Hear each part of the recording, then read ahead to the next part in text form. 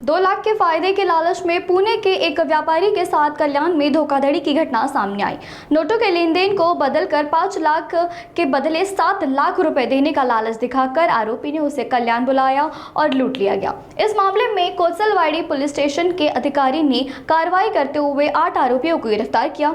यह पता लगाया जा रहा है कि आरोपी ने इस तरह अन्य कितनों के साथ धोखाधड़ी की। पुलिस ने तकनीकी जाँच और जानकारी के आधार पर आरोपियों को गिरफ्तार किया है। आर्थिक लालच देकर धोखाधड़ी करने वाली इस गिरोह का पर्दाफाश करने में पुलिस को सफलता मिली है।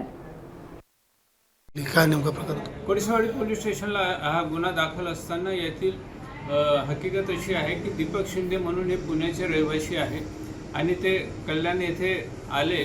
त्यांना रँडमली एका आरोपीने फोन केला की आम्ही तुम्हाला नोटा बदलून देतो आहे, त्याच्याऐवजी तुम्हाला 2 लाख रुपये जास्तचे देणार।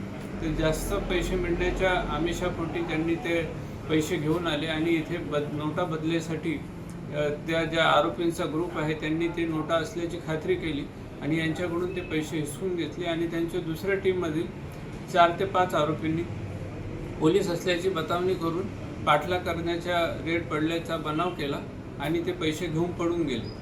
पोलिसांकडे जेव्हा फिर्यादीने माहिती दिली तर पोलिसांनी पुणे हायवेवरनं ह्या 5 आरोपितांना ताबडतोब ताब्यात घेतले त्यांच्याकडून आणि त्यांचे इतर साथीदार असे एकूण 9 आरोपितांना ताब्यात घेऊन त्यांच्या 2 गाड्या जप्त करण्यात आलेल्या आहे। 9 आरोपितांना अटक केलेली आहे आणि 2,36,000 रुपयाचा मुद्देमाल, मोबाईल असे सर्व ऐवज जप्त करण्यात आलेले आहे।